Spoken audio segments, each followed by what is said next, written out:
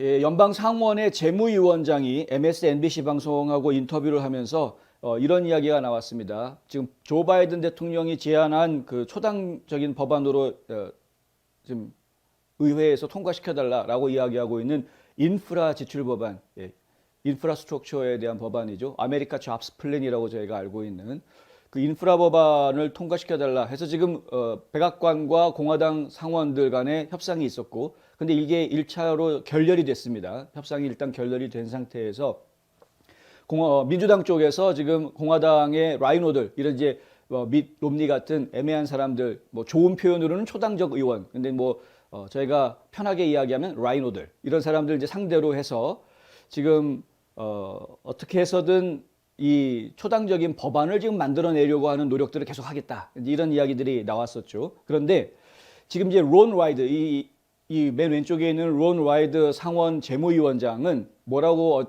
방송에서 인터뷰를 했냐면 애시당 초 기대하지 않았다, 안 될 거다, 초당적인 법안은 결국은 없을 것 같다, 이렇게 상당히 비관적인 이야기를 했습니다. 그러면서 하는 이야기가 민주당이 강행할 것이다. 그러니까 민주당 쪽에서 인프라 지출 법안을 강행한다. 강행한다라는 것은 무슨 얘기냐면요, 그 예산 조정 방식을 채택하겠다라는 이야기입니다. 예산 조정 방식을 택하게 되면 단순 과반수만으로 이 법안을 통과시킬 수 있게 됩니다. 필리버스터가 적용이 안 되는 것이죠. 예산에 대한 부분이기 때문에 예산 조정 방식을 이용할 수 있다라고 지금 이제 이야기하는 것 같습니다.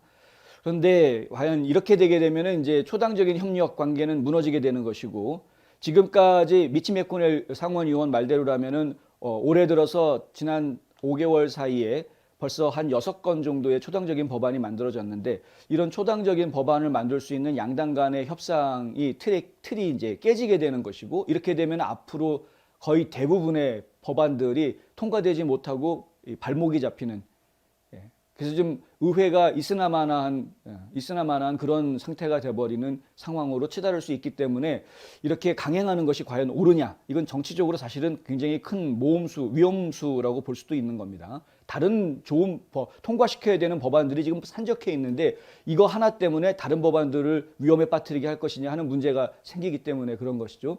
그래서 사실은 좀 귀찮고 힘들더라도 어떻게 해서든 초당적인 안을 만들어내서 통과시킬 수 있도록 노력을 하는 이유가 바로 그런 것 때문입니다. 그런데 지금 아예 민주당의 상원 재무위원장을 맡고 있는 의원이 뭐 애시당초 기대하지 않았다, 영어로 이야기하면 non-starter, 처음부터 기대하지 않았다라는 이야기입니다.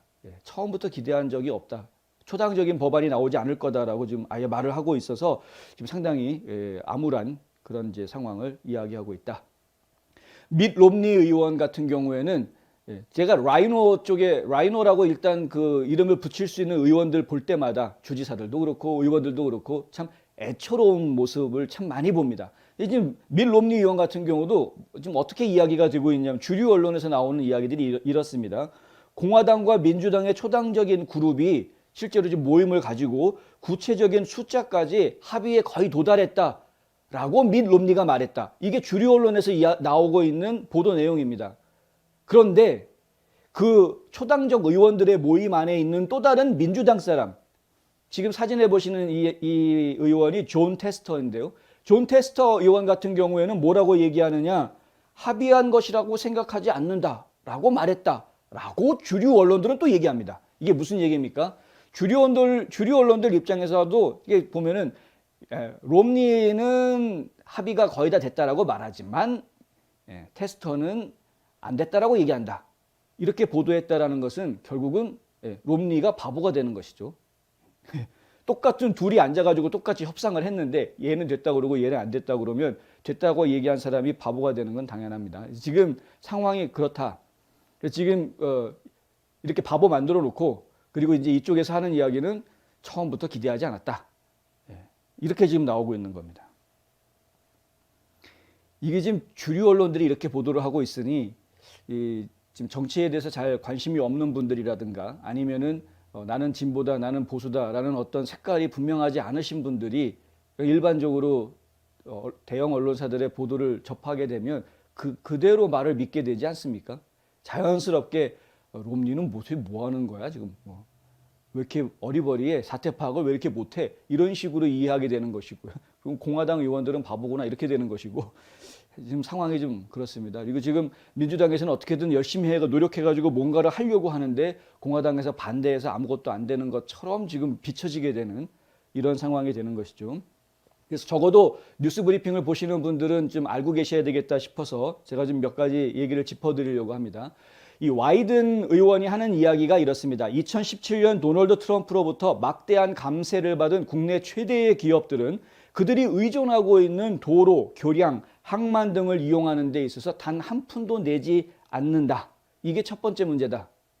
예, 그렇게 이야기합니다. 그런데 실제로 기업들이 도로, 교량, 항만 이런 거 이용하면서 과연 돈을 안 내느냐?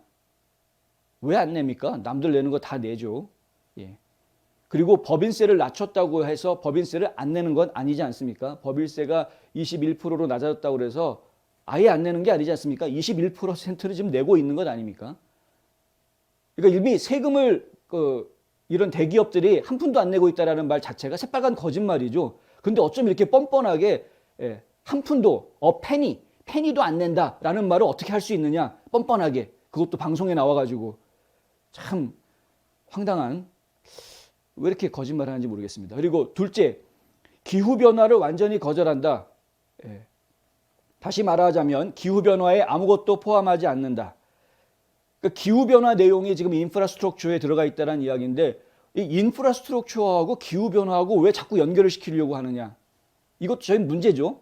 그러니까 전에 저희가 이 법안에 대해서 이야기하면서 예산안에 대해서 얘기하면서 그 얘기를 해드렸는데 공화당 쪽에서 이야기하는 인프라의 개념에는 그건 기후변화하고 인프라하고는 아무 관계가 없다고 왜 거기에 기후변화가 왜 들어가느냐 지금 이야기가 나올 수밖에 없는 것입니다. 그런데 지금 민주당 쪽에서는 아니 인프라에는 당연히 전기 같은 에너지원이 들어가야 돼야 되는 것이고 그렇다 보니까 석탄 석유하는 에너지원보다는 바람이라든가 파도라든가 이런 그 청정 에너지를 이용하는 태양열이라든가 이런 청정 에너지를 이용하는 에너지를 쓰게끔 해야 되는 거니까 에너지 기반 시설을 위해서 그것도 인프라로 들어가야 되는 것 아니냐 이제 이런 식으로 얘기가 돌아가는 겁니다. 서로 생각하는 바가 다르다 보니까 이게 지금 대화의 접점이 맞아떨어지지 않는 부분들이 생긴다. 그럼 기업들 입장에서는 지금까지 잘 석유 떼우고 석탄 떼워가지고 싸게 전기를 쓰던 것을 갑자기 이 풍력 발전기에서 나오는 전기를 쓰려고 그 전기 회사로 바꾸려고 하면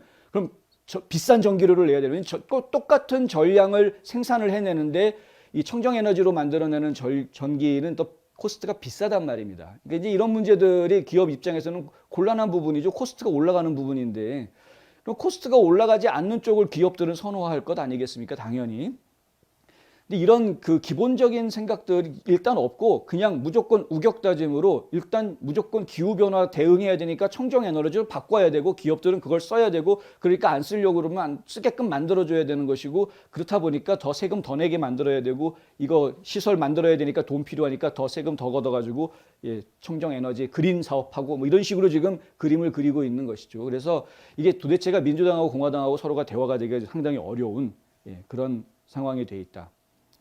제가 지금 상당히 심각하게 생각하는 부분은 너무나 뻔뻔하게 거짓말을 하고 있다는 이야기입니다. 와이든 의원이 이런 말을 또 했습니다.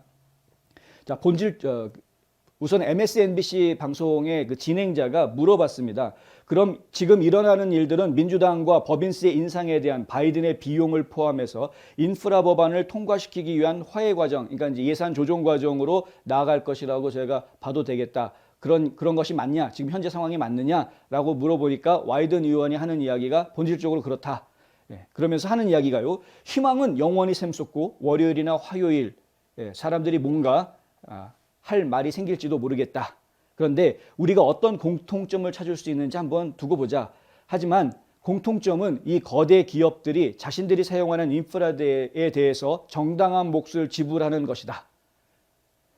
거대 기업들이 정당한 몫을 지불하게 만들어야 한다라고 이야기를 하고 있는데 그럼 지금 안 하고 있다라는 이야기로 비춰지는 것 아닙니까? 이 부분은요. 공화당에서도 똑같은 이야기를 합니다. 공화당에서도 그 인프라를 투자를 했으면 그 투자해서 만들어 놓은 인프라스트럭처를 이용하는 사람들이 이용료를 내게 만들어야 하는 것 아니냐. 그렇게 해서 투자한 비용을 회수하는 것이 이것이 합리적이다. 이것이 이제 공화당 의원들의 주장입니다. 만약에 도로를 놨다. 그래서 거기에서 만약에 투자한 비용을 회수해야 된다 그러면 그 도로를 유료화한다라든가 예를 들어서 말씀을 드리면요. 아니면은 그 도로를 이용할 것으로 예상되는 사람들에게 이 가스비에 텍스를 더 붙인다거나 뭐 이런 여러 가지 방법들이 있다라는 겁니다. 그러니까 실사용자들이 세금을 조금 더 내게 세일즈 텍스처럼 그런 방식으로 하는 것이 합리적이다. 그렇게 해도 충분히 예산을 얼마든지 다 환원할 수 있다라는 것이 공화당 쪽의 의견입니다. 이걸 가지고 굳이 법인세라는 것을 통째로 다 올려야 될 이유가 없다. 그 인프라를 사용하지 않는 법인들은 울며 겨자 먹기로 법인세를 내야 되는 그런 상황이 되는 건데 이거는 합당하지 않은 것 아니냐. 이제 이런 주장을 공화당 쪽에서는 하고 있는 것입니다. 그런데 지금 민주당 쪽에서는 이런 얘기들을 일제히 다 무시해버리고 그건 정당하지 않다라는 식으로 지금 얘기하고 있는 것이죠. 과연 무엇이 정말 정당한 일인가? 저희가 한번 생각을 좀 해봐야 되겠다. 지성이 있는 분들이라면 당연히 어떤 것이 정당하고 옳은 것인지 금방 판단할 수 있을 것이라 생각합니다.